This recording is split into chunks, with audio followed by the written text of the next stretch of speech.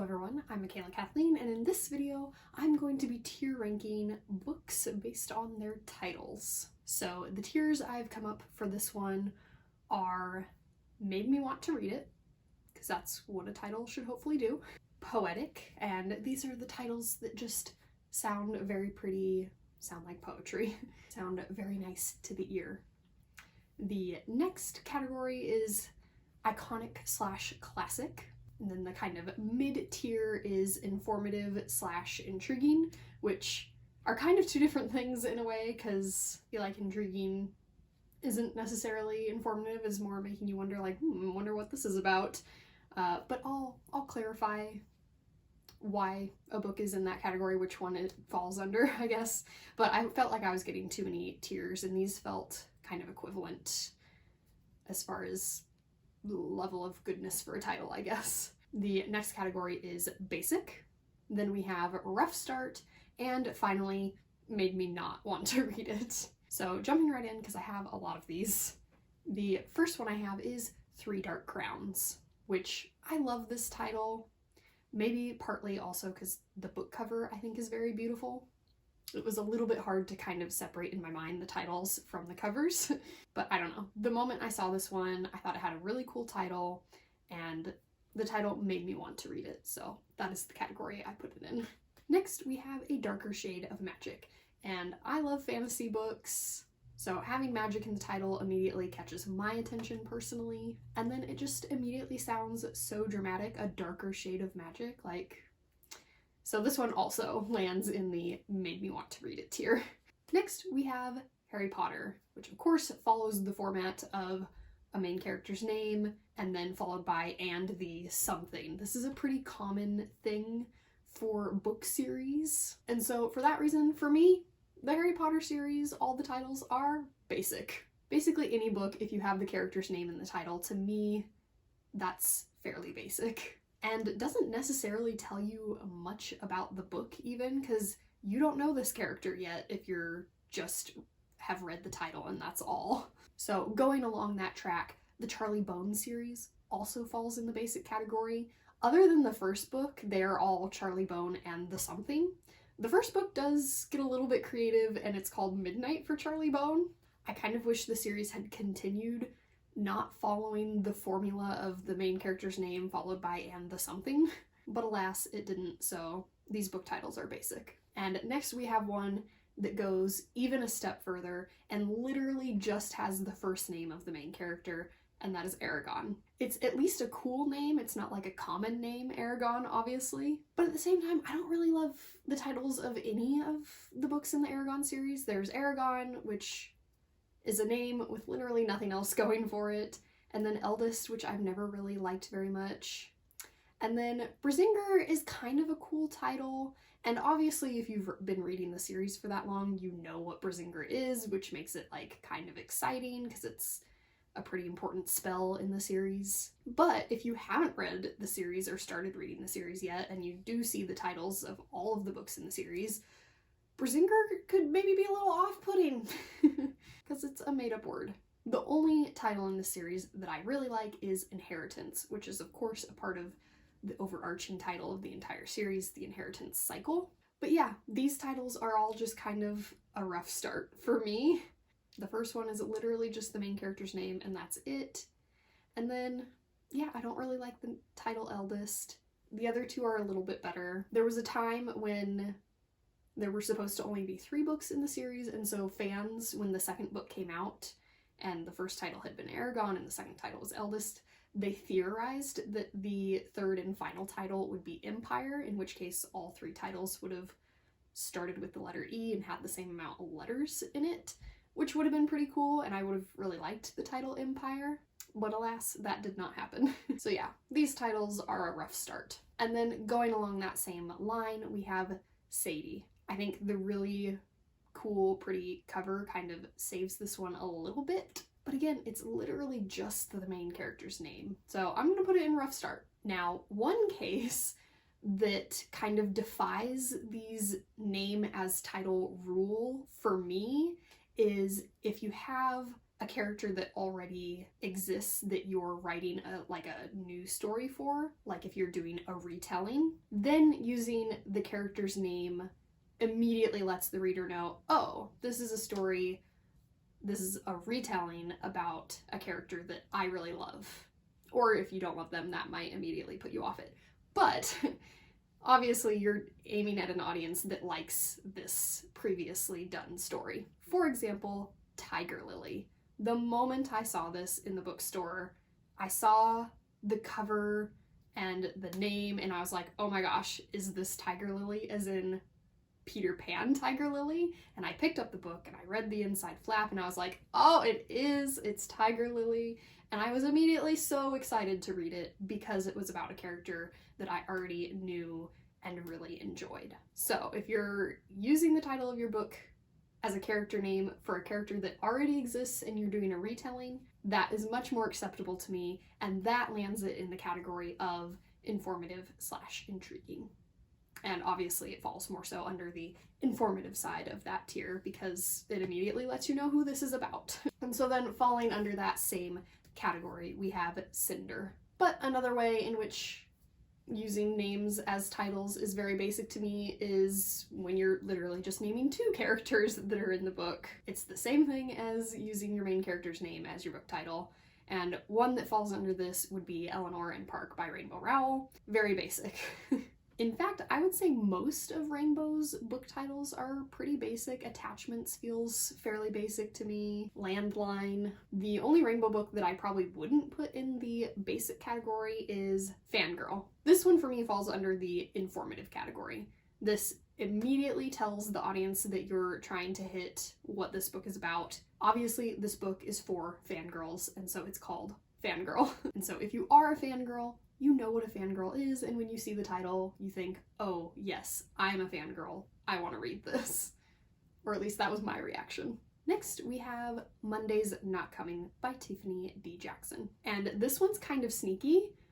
If you read the title and you don't know anything about the book, it's just very intriguing. You're like, oh, why is Monday not coming? Why aren't we not getting to the day Monday?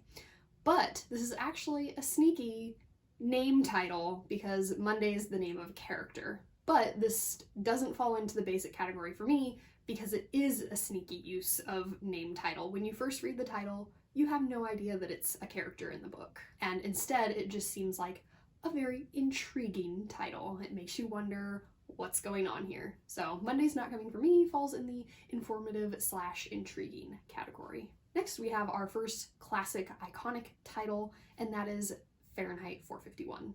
I think this one's a classic for a reason. I think when we think of classic books, and if we're more so thinking about dramatic titles for classic books, I think this is kind of the one that really sticks out. So yes, icon, classic, Fahrenheit 451.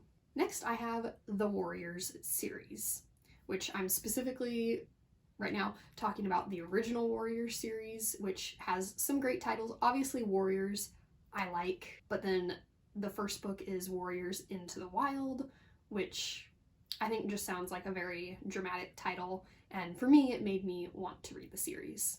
Again, this is one where separating it from the cover is a little difficult because there's cats on the cover, and as a kid, which these books are aimed at children, so as a kid, seeing a book that was going to be about cats and they're warriors and they're going into the wild was immediately intriguing for me and made me want to read it. But then the second Warriors series, the second arc, the titles all sound like Twilight books. Like literally there is one that is called Warriors Twilight, but then there's also Midnight, Moonrise, Dawn. Literally they're all just Twilight books. And so for those ones, I put those in rough start. Next, we have our first poetic title, and that is The Fault in Our Stars by John Green. This is actually a line adapted from Shakespeare, so it makes sense that it sounds very poetic. But yeah, it's just a great title. Sounds beautiful in the ears, very poetic. It was sourced from somewhere else, but it's still a good title. And then, keeping with the stars and poetic theme, we have To Sleep in a Sea of Stars by Christopher Paolini. I think this one is even more poetic. It's got a little bit more of the repeating letters. There's a word for that. I can't think of it though. But yeah, to sleep in a sea of stars, it just sounds great, and the cover's also beautiful. Next, we have another classic title, and that is Their Eyes Were Watching God. This is also a great, iconic, classic title. It's just very intriguing. It's just a random line from the book, and it's very good. Icon. Next, we have Inkheart by Cornelia Funk. And I feel like I really, really loved this title as a kid. I've never really liked the cover of the book, and so I think the title made me want to read it, because the cover certainly did not. Next, we have Looking for Alaska by John Green. And this is another sneaky name title. Alaska is the name of one of the main characters, much like Monday's Not Coming. But when you first read the title, you wouldn't necessarily know that it's a character, and it's just kind of a very cool title. And so this is another one for me where the title just feels very intriguing. Next, I have The Last Letter to Your Lover, which again is usually using alliteration. I remembered the word when you use the same letter a bunch. It's alliteration. Anyways, so I think the alliteration of the title makes this one sound a little bit poetic. Not as much as the first two that I talked about, but still just enough to get it into that category for me. Next, we have Downsiders by Neal Shusterman, which I've always really liked this title. To me, it just sounds kind of cool, Downsiders, and it just kind of makes you wonder, like, what does that mean? So I put this one in the intriguing category. Next, we have Scythe by Neal Shusterman. And I remember the first time I saw this one in the bookstore. Again, it's got a really cool cover that does not hurt, but the title Scythe is just very dramatic, and so it immediately makes you want to read it. And next we have the first, and I think maybe the only title that made me not want to read it. And that is The Knife of Never Letting Go. Now, you may be asking yourself, why did I read this book if the title made me not want to read it? Because it really did, like, I'm not joking, it made me not want to read the book. But John Green highly recommended this book, and he's my favorite author, and so I didn't really know anything about this book. I figured that it was like literary fiction, very serious stuff. I think because the title seemed so like confusing and weird, and like this is gonna have deep stuff that I'm not gonna understand. And also I felt like John Green might be kind of into those kinds of books. But at the same time, he super highly recommended it, and so that made me want to read it despite the kind of intimidating title. Funny enough, I feel like this title would really be very good for Sadie. But yeah, this was an intimidating title for me. I had no idea what the book was about, and yeah, made me not want to read it, but love the first book. 5-star read. So don't let the title intimidate you. Next, I have With Malice by Eileen Cook. And this is a perfect title for like a thriller suspense book, which is what this is. It definitely gives that immediate feeling of suspense, even just with the title. And so I put this one in the intriguing category. It makes you wonder what's gonna be going on in this thriller. Next, I have The Hunger Games by Suzanne Collins, which, looking back on it, when I made the tier ranking, I always make my tier rankings. I don't do it in the moment, I pre-make them. And looking back on it, I feel like I would maybe put this in a different category than I did. I put it in the intriguing category because it is an intriguing title, but I feel like this one will kind of stand the test of time and become like an iconic classic title. But yeah, I think the reason a lot of people picked this up when it first came out was because of that title. You wonder, like, what are the Hunger Games? It sounds like they would be very dramatic, and they are. So yeah, I put this in intriguing originally when I created my tier ranking, but maybe would even just move it into iconic. Next, I have Afterworlds by Scott Westerfeld, which I put in the intriguing category. I think this title just kind of makes you wonder what are the afterworlds? A lot of these titles, I feel like I'm just saying it makes you wonder what this is. But yeah, that's how this title makes me feel. What are the afterworlds? Next, I have The Near Witch by V.E. Schwab, and this is, I think, one of the shortest titles that I put in the poetic category. There's just something about the sound of it, even though it's quite short, it just sounds nice, The Near Witch. So I put this one under poetic. Next, I think maybe the only modern book that I put under iconic/classic, although I maybe should have put The Hunger Games there, we have The Hate U Give by Angie Thomas. I think this will definitely go down as an iconic classic title for a book. Much like The Fault in Our Stars, this was adapted from something else, from Tupac, but still it is just such a good title. And the way it plays into the story and plays into the big themes and like morals of the story is excellent. Next we have The Girl on the Train by Paula Hawkins, and this title is basic.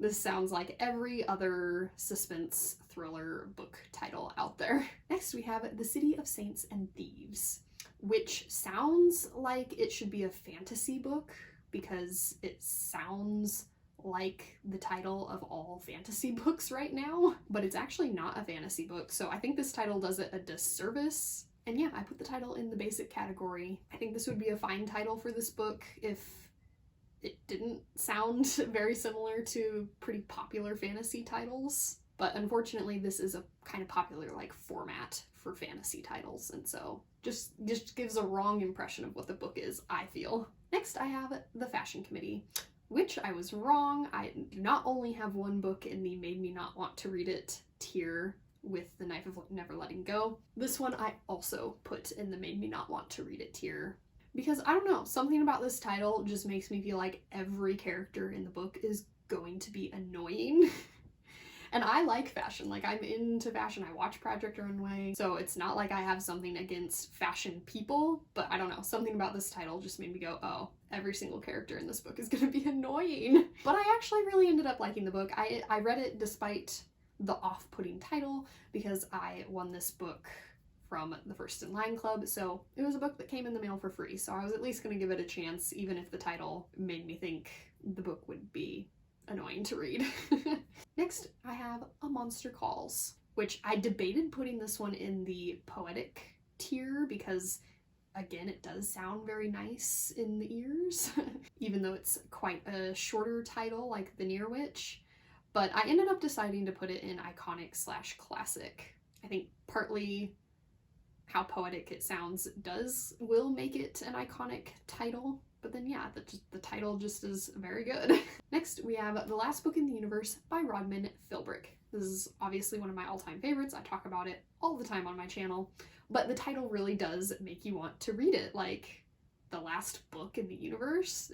That would be cool to have a book that is the last book in the universe. And then also you want to find out, like, what is the last book in the universe? Next, we have They Both Die at the End, which I think this title made everyone want to read it. The author says, like, you know, people were worried that would make people not want to read it because the title itself is a spoiler, but I think it's quite the opposite. It makes you want to read it because you're like, why would you do this spoiler as the title? I don't know, it makes it very dramatic, so makes you want to read it. That's the tier for this one. So yeah, those were all of the book titles for this tier ranking.